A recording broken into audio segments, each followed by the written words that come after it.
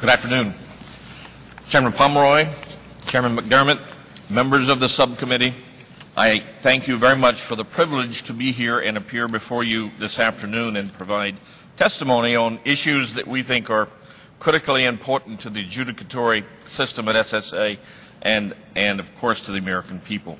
First and foremost, I want to thank you for saving the disability adjudication system at SSA. Just a few short years ago, we had no real eye for the future. It was a very dismal work environment. What you did in providing resources permitted us to hire staff, to hire judges, and you know from the numbers you've heard today, we're making inroads. I would urge you to go beyond the President's budget. You're well aware of what's pending in the DDSs. The backlog is going to be a difficult problem for us well beyond 2013, 2014, 2015.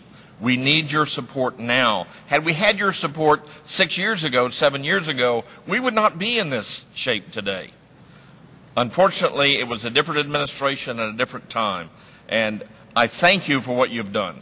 Let me make a few other comments about some problems we see on the horizon, and the first, quite frankly, is the reconsideration issue. I spent my prior life at the National Labor Relations Board, where we litigate cases with administrative law judges. That's a two-step process. Another agency paralleled after the NLRB was the FLRA. That's a two-step process.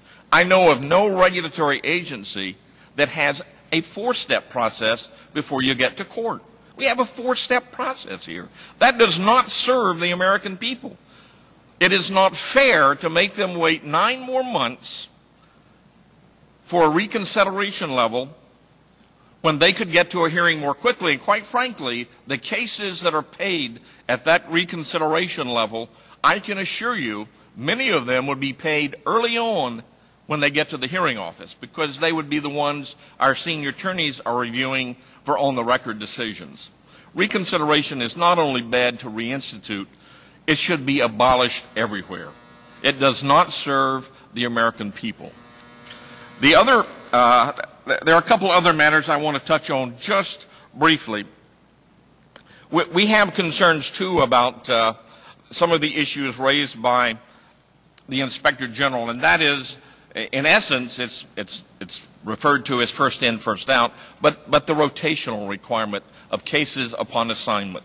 That's an APA, Administrative Procedure Act requirement. It's important for fairness to the American people, and we urge you to support that concept.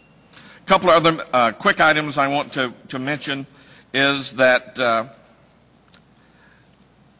there is a regulation pending at OMB that's been promulgated by the Commissioner. It is through the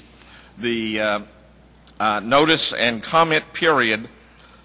It would remove the authority from the judge to set the time and place of hearing.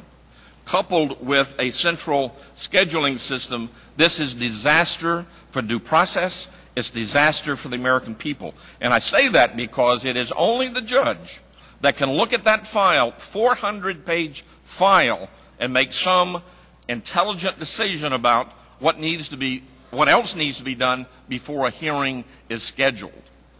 If you start scheduling hearings in advance of that review, the American people will be ill-served. The other final point I want to make, and it's probably worth a hearing in and of itself, we are terribly concerned.